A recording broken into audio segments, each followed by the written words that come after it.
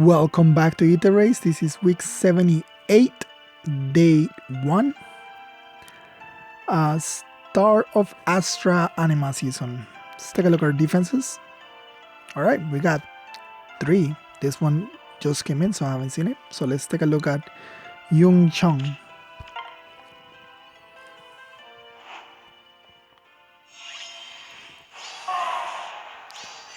Okay, so here's a unit you don't see very much in Astra, just because she's a blue dragon and there's a certain green mage that lives here in Astra anima season that loves to eat blue dragons. But we have a +10/+10 someone supporting Naui, Lightning Breath, defined for death, Warding Breath, Null Sea, Panic Ploy, and Quick Repose, Aether.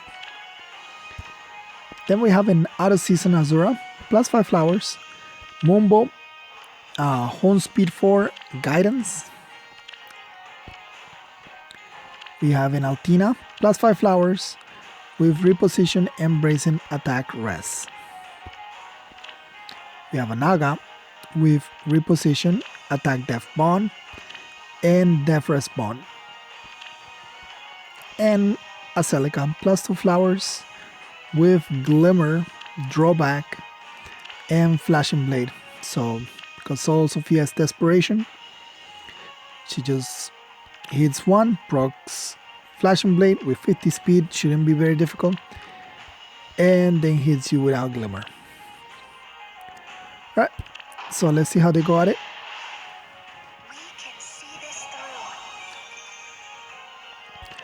I'll just disable the support animations because dance animations take a little bit too long. So we destroyed their healing tower,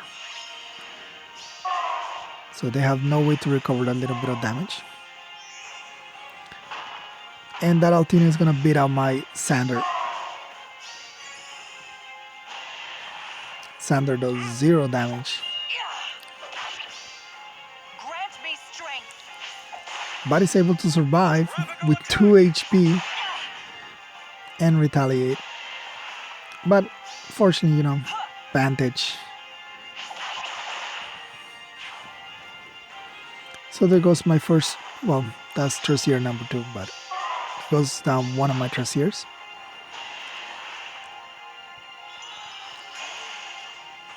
Take advantage of the Bolt Tower and finish off Duma, although he has less than 59 HP, so they didn't need it. There goes Celica against my Marisa. Hit 1. Proc Flashing Blade. Get Glimmer, and Marisa also lives with 2 HP, which forces them to use their Altina since she has a Hardy Bearing, so you don't want to leave them alive. Over here, unfortunately, we just mentioned blue dragons versus a dragon killer named Trasier. All will perish. So yeah, there was just no way she was surviving that. And here comes Kyria.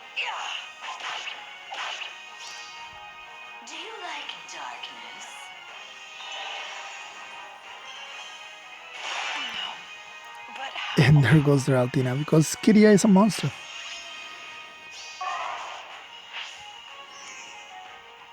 So they retreat. I mean, they really don't have anywhere to hide. It's just reset. Go after Trasier. Unfortunately, their Celica is not under 75 HP. And wasn't able to kill Trasier in one hit, so she took damage.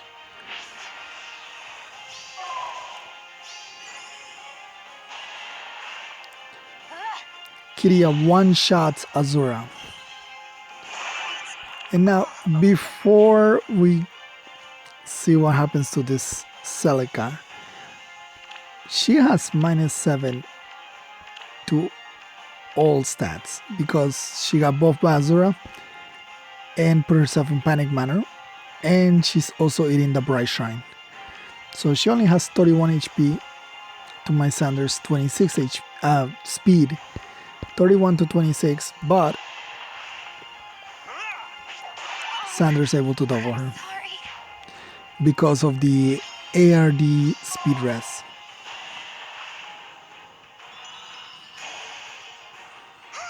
And like I mentioned, Kiria is a monster, so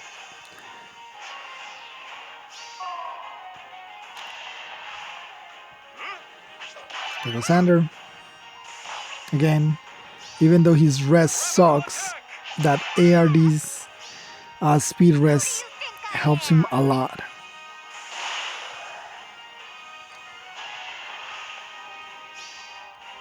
My turn. Then just Kiria just destroys the Naui. Yeah, that's how that one ends. Then we have Dada.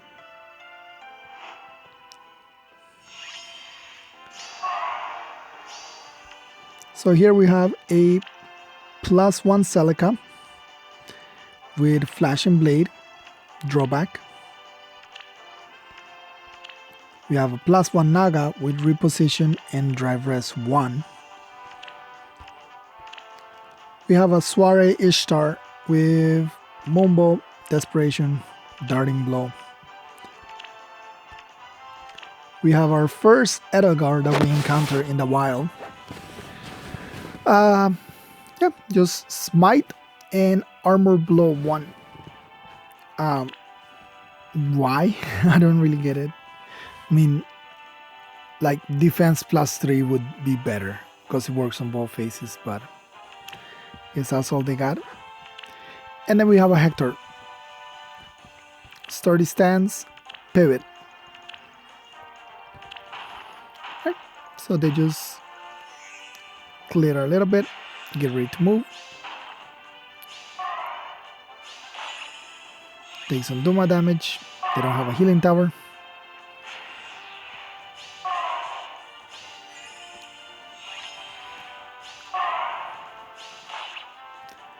Take Wall Tower damage, but it doesn't really matter because I'll heal it all right here. So there goes my Marisa. I'm ending this. Yeah. She drags him back into Trasier. Don't get in my way. Which, by the way, Trasier is being held down by the tactics room. Just getting started. But, you know, drag back is a thing.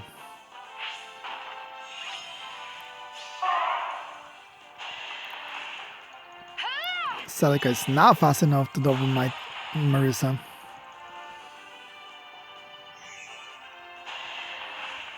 And with buffs or clear debuffs, able to take us out. But now, she's just left out there. In a panic manner. With a Trasier.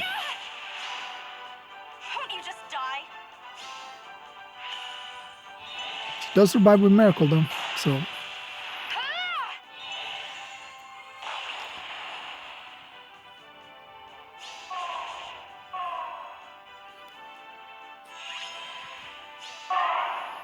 See, this is why I like my panic manner where it is. Like, even though the trap that is in front of it is a fake trap, because why would I put a trap where it hits most of my units? It just doesn't make sense. It is good enough to scare people. Although this guy had range units, so he should have taken that panic manner out first. Because look, he's just fucking his whole team up. Won't you just die? My Trasiers are just having Is it over already? fun killing everything.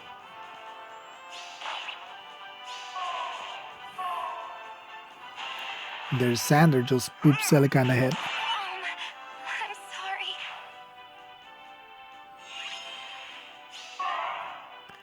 And from here they pretty much have nowhere to run. So Sander goes in for the kill. Able to outspeed Naga because I believe she's taking the Bright Shine. And again, he has AR speed res, so he gets the speed from that.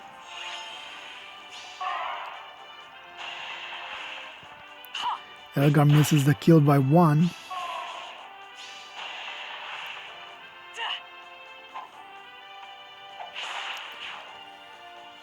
But she's not running Gale Force. She was running her standard bonfire. And that was turn 7 anyway. And finally we have this one, which is a failure, but we were under live loss control anyway. So this is Hatchi SCB-44.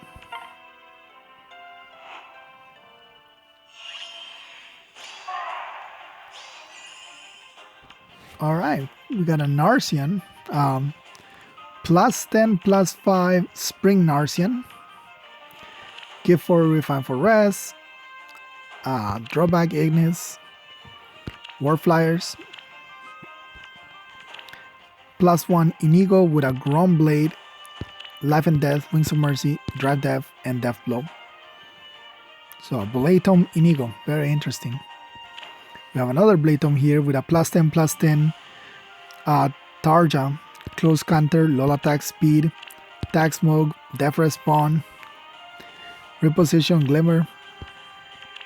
And it's a double Naga team with the first Naga running Reposition, Renewal, Attack Speed 1, and the second Naga running Drawback, Attack Death Bond. So let's see how they got it.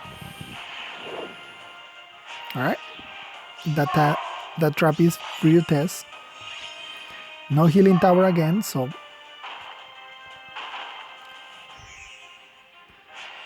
they're gonna try to tank Sander, but they're not at full health. All will perish. So Tracier is able to take a hit.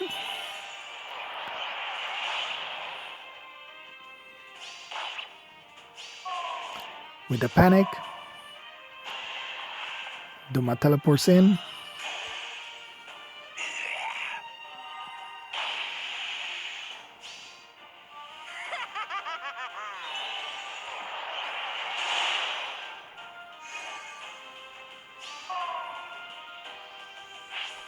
Yeah, so far they didn't lose any units, so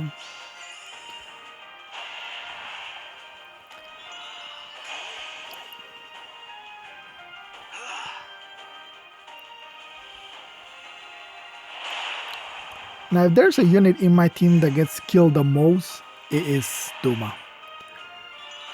Duma gets killed by everything.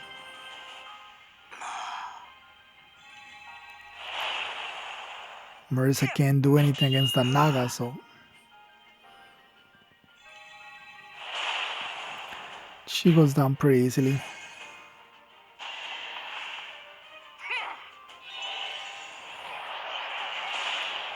Tarja finishes off Tracier and goes after Sander. And even without Glimmer, she would have killed us, so not. But we do have another Tracier, so this one takes out Naga. All will perish.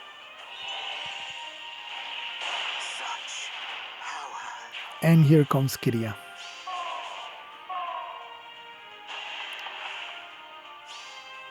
Enough. Which is fun, because it was Tarja's voice that came out of Kiria, so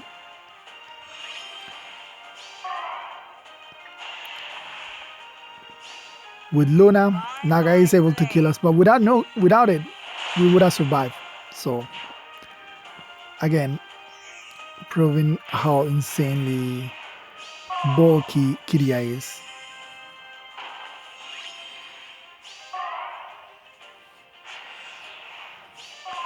It does not look like they'll be able to get any Aether.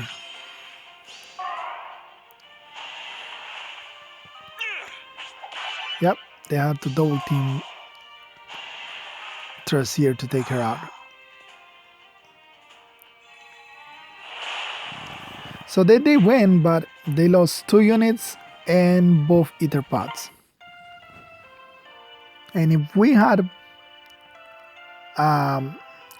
lost this one and it counted, I believe we lose 19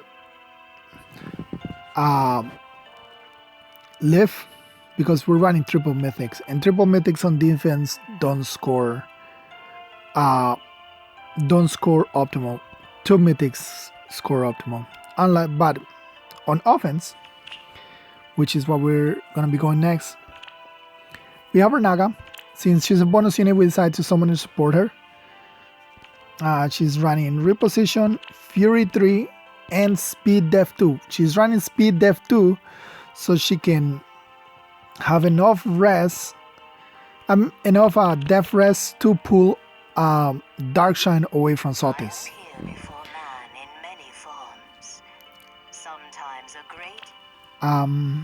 Then we have our Altina Prime, 5 flowers, Reposition Heavy Blade, same as always, she doesn't change. We can run Nils on more teams since having Naga means we have enough in slot. He's running Attack Tactics, HP Rest 2, and Mumbo. So with triple mythics, he hits 68 HP, so he'll be able to pulse on whatever he wants. Then Altina the second with her Reposition, Wings of Mercy, War Flyers, Deflect Magic set. And Sotis, same Sotis. The only thing that changes for her is her seal, which is running Mirror Stance this week, and Pivot. This team trades out both one Altina and Nils to bring Roy. He's also someone who's supported. Standard set, Reposition, Distant Defense, Vantage. Same set he was running last week. Then we had Alm, +1 Alm, Rally, Hardy Bearing. Hardy Bearing is the important thing here. He's meant to kill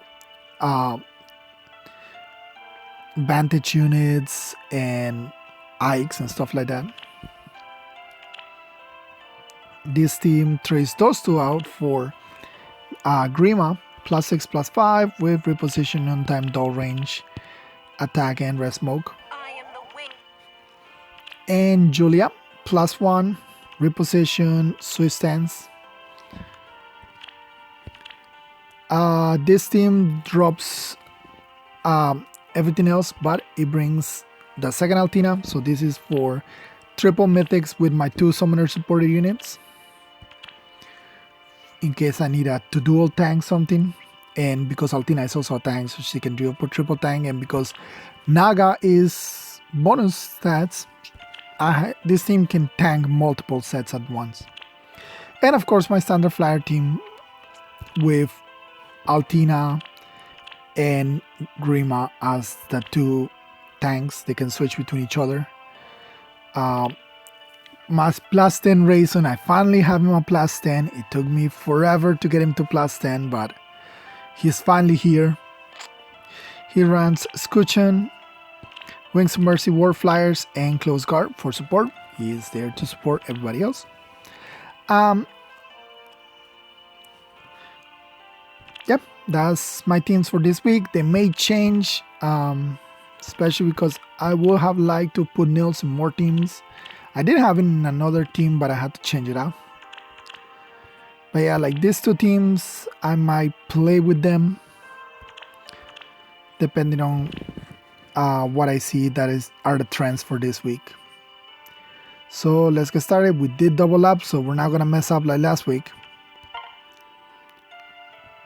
And we have Blighter.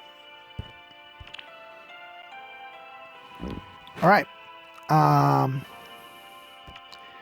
We have a Boronia, +8, +3, very good. Death Blow, Hardy Bearing, Infantry Pulse, so the infantry pulse team. We have Elincia with a Cloud Mayogi refined for speed, and Cloud Mayogi is the one that is effective against dragons, which is good for us because we care about the one that is effective against armors, not the one that is effective against dragons. I believe she's running her base kit with Chill Rest. We have our base Azura, not the Resplendent version, with Mumbo, Wings of Mercy, Chill Attack. We have a +1/+3 Spring Loki, Bouquet Bow, Refined for Speed, Luna Fury Desperation, God Flyers, IO Shield. I believe this is the reason this team has Infantry Pulse, just to buff up Leave to have him open the future from turn 1. Because open the future is a 3 turn. With Boronia giving him 1, that's a 2 turn. And with Time Pulse is a 1 turn. And how does he get the last one though? Not sure. Safeguard for +7 def. This encounter, Fear Stance. And Trasier, +1. Panic Smoke, Quicken Pulse, Flashing Blade, Mombo. Standard set for her. We need to get rid of this. Just, I am not playing with no Panic Manner, no Dark Shrine, I mean. Which is easy, we can just send an Altina over there or Naga to get rid of it and reposition out, because we are gonna be tanking from right here. We're gonna be baiting these 3 units with Sothis. And well, Elincia doesn't really have a way to get us, so guess we could even put Altina here and Sothis right here to dual tank at the same time, because she'll be able to bait out Elincia and Trasier while staying clear of Boronia and Loki. But let's not be cute. Let's just bring Sothis and call it a day. It will be done.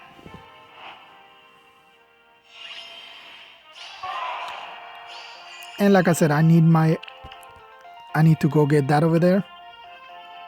So I'll send my 2 Nagas.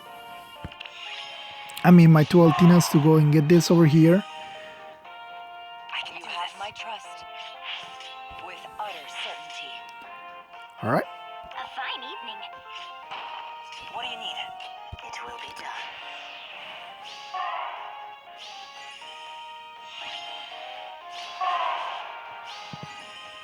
Consider it Get done. rid of this.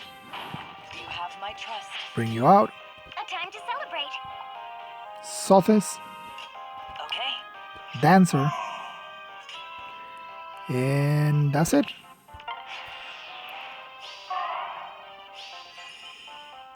So here comes Trasier.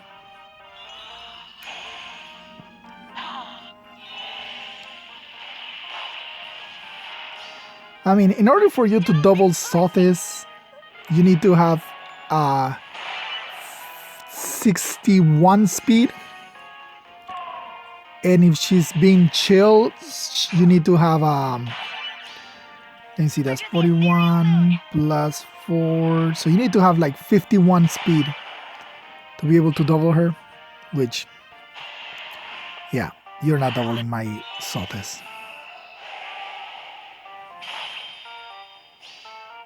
Let's sing a merry tune. Alright. That takes care of all the range units. Now we can easily bait out Consider it done. With utter certainty. Elincia while I get rid of this. And I can wait.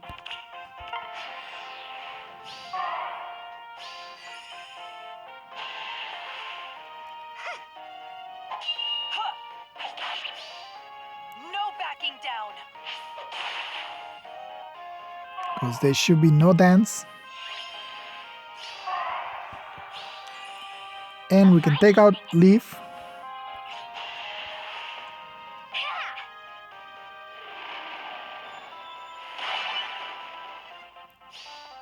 I must be ruthless. That did hurt, which is why we had to player face him.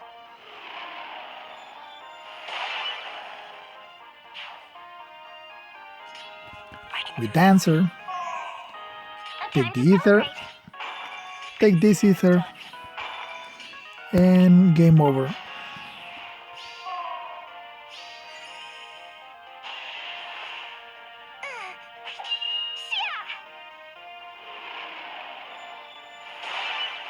And this is why I like Sothis.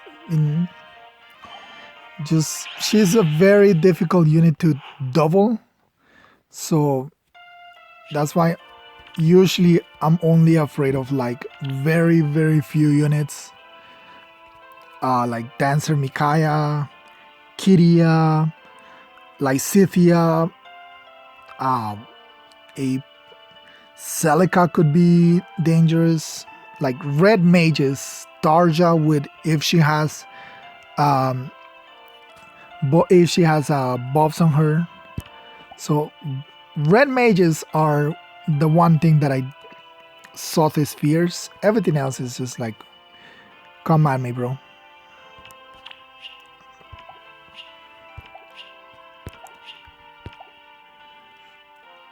But yeah, that is it for day 1 of Astra Anima season. We do have a brand new trailer for Fallen Heroes. We are getting Fallen Heroes. So yeah, I mean, let's talk about him. I'll probably have to lower the volume a little bit because it gets really loud when I switch to YouTube from... Alright, so we got Fallen Male Corrine, which means we have to start calling the other one now Fallen Female Corrine. It's kind of annoying. So he is a blue infantry dragon, and that is because they want to keep him in check. Like female Corrine has no checks other than the dragon slayers, but if you have like a spring Idun, you can get rid of her dragon status, and she literally has no counters. Him being blue means that Trasir will still be there to check him, and Julia and Deirdre. So he basically has the same weapon as female Fallen Corrine, except that he also gets an extra effect of the if number of allies within 2 spaces is less than or equal to 1, inflicts cooldown charge -1, which is basically a guard effect on foe per attack during combat. So he gets the actually she gets 1 more point per stat, so she gets 642 while he gets 531, but he gets the guard effect on him as well. He also comes with attack speed solo. So up to this point, most of the Fallen Heroes are very fast, like 35 speed and above.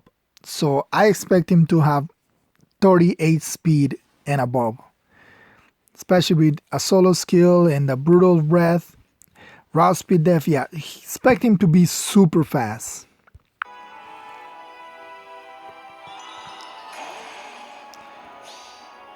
I can't contain it. So he just glimmers. Now we have Fallen Leon, I've had my or fun Leon. pretending to be Yeah, human. I think it's Fallen Leon. The need for charades has passed. I know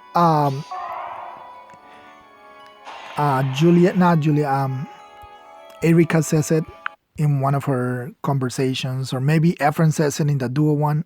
I don't have him, so we have Blood Tome, which is grants attack +3. If foe uses bow, dagger, magic, or staff, reduces damage from area effect specials by 80%, excluding the Rookers, and reduces damage from foe's attack by 50%. Any foe is also colorless, grants weapon triangle advantage to unit, inflicts weapon triangle disadvantage to foe. So basically he gets a like Nagi that minus 80 to his area of effects, but from the wording he only gets it if they're using a bow, a dagger, a magic, or a staff. So only from range units, not from melee units. And on top of that, reduces damage from foe's attack by 50%. So that's kind of like Ike's. Well, it's more like Sigurd's, because he also does 50 to range units. So he is basically a range counter. So don't expect to give him a close counter or close foil and expect him to be an amazing tank. He only works against range units. And he gets triangle advantage and triangle disadvantage. So basically he gets triangle, like the skill triangle advantage when fighting colorless units. So I guess if you like, the only two units that he'll be able to counter physically would be like Selkie, New Year's Selkie, Boronia, and Canigis. Like those ones are the ones that he could like close counter or close foil on them. He comes with no Cedar Stop and a Rouse attack rest.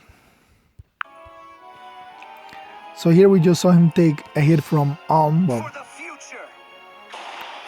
and only 19 damage. And I love that animation. That is a really cool animation. Now here's the unit from the banner that I'm most excited about, Julia. There is no way I like Julia. And if you've seen, Julia is the my avatar unit that we use. So she comes with Dark Scripture. Is grants attack +3 if unit is not adjacent to allied. Inflicts attack rest -6 on foe during combat. And if foe does not have effective against dragons, unit makes a guaranteed follow-up attack. So the attack rest -6 is literally the same as Kyria's attack rest -6. But the thing is, she doesn't she doesn't prevent follow-up attacks. She only guarantees a follow-up attack. So I'm assuming she's want to be one of the few units that's not going to be fast on this banner. She'll probably have, similar to all the other Julias, low Tortoise speed. So maybe you will want to go with a Swiss Sparrow 3 if you want to make sure that you're avoiding, or an impact skill if you're just going to use her player phase, which she's mostly going to be used player phase. So probably an impact skill as opposed to the attack rest solo that she comes with. And she comes with attack rest solo 4. So that is +7/+7 during combat. Rest solo 3 is +6/+6, so only 1 point, and it's for a 300 skill, so take that how you want. Light and Dark, same one as her legendary self, and Panic Smoke.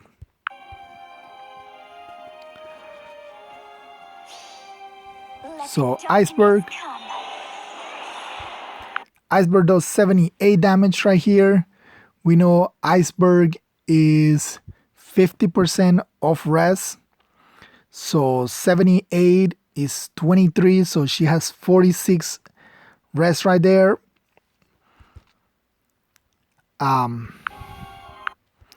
46 res. Remember that she also has Light and Dark. No, actually, yeah, that's 46 res minus the attack res solo, so 39 res. So expect about 39 res on her, which is pretty good. I mean, high 30s is Let the darkness pretty good. come. And finally, we have Fallen Ike. I would have preferred Fallen Grail, since Fallen Grail is canon, and Fallen Ike is not canon. He's just from a Cypher card or a what if scenario. So it comes with Chaos Ragnell, which is unique counter attack, which is DC weapon because it's Ragnell. Grants bonus to attack speed, def, res during combat equal to current penalty on each of unit stats times 2. Example, if unit has -7 at penalty, which means he got chill attack, it gives him plus 14 attack, 4 bonus of plus 7. So basically nullifies his debuff and gets that amount of debuffs in buffs. Now, because this is an in-combat bonus, he can still have a buff on him. So say, for example, he had bonus doubler instead of darting breath. And he had a plus 7 stats, plus horn attack 4 on him to give him that plus 7 attack. So then he gets chill attack. So he still gets the bonus doubler from the plus 7 for a plus 14. And on top of that, he gets 14 in combat buffs, another 14 from Chaos right now for a total of 28. And then he loses the 7 for the shield. So it's 28. So you will calculate it the same as his base attack plus 21. Which is pretty insane. Like, if you're running with a bonus doubler, or if you have like a unit that gives bonus doubler, which like Christmas, Marv, or legendary Ellwood. Yeah, legendary Ellwood that gives him bonus doubler. He could just go insane. Like, expect this guy to be fast because he comes with darting breath, which is the final breath we were missing, and like because he's an Ike, he gets a breath skill. Like, so far the only breath skill that didn't come on Ike was a fierce breath, which came on legendary Tiki. No, on Fallen Tiki. Fallen Tiki is the one with fierce breath. Otherwise, Ike comes with all the breaths. He has Mayhem Aether, which is literally just Radiant Aether. Literally the same skill, just with a flavor name change. He comes with attack, speed, off, and repel, which is the reason why I'm thinking he's gonna be very fast. Not like Merida levels of speed. Expect him to be at 36, 38, I would say. But with Chaos Ragnell, Darting Breath, expect him to just go insane and have repel with maximum 40% basically all the time.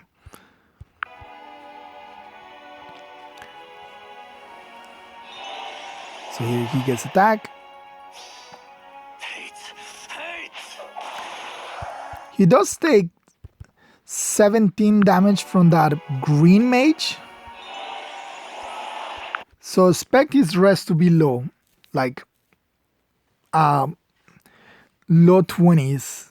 Low to mid 20s. Because right here he has color advantage and he's taking 17 damage. And he probably will. Sometimes they give them buffs in here. Sometimes they don't give him buffs, like the in-combat buffs. So we don't know if this is with him having debuffs to make them buffs, or if he's just base and only has his rouse skill. Oath skill. But yeah, expect him to be high attack, high speed, high defense, low res. And of course, this is a fallen banner, so just know that there is no 3 to there's no 3 to 4 star unit or 4 to 5 unit in this one. So there's no, yeah, there's no 4 to 5 unit, but because this is also a normal banner, you get to choose once you get on your 40th summon one of them. All right. And we are getting the Mad King Ashnar, the final boss of Path of Radiance, as our free unit. I love Ashnar. I hope they give... There's no reason why he shouldn't come with his pref weapon, unlike the other flyers that we had him, because you only fight him once, and that's pretty much at the end of the game. So we only ever see him with one weapon, so they can pull no silver sword on him. But yeah, that is pretty much it for today's Aether race battle and banner discussion. Thank you all for watching. I'll see you all next time. Bye.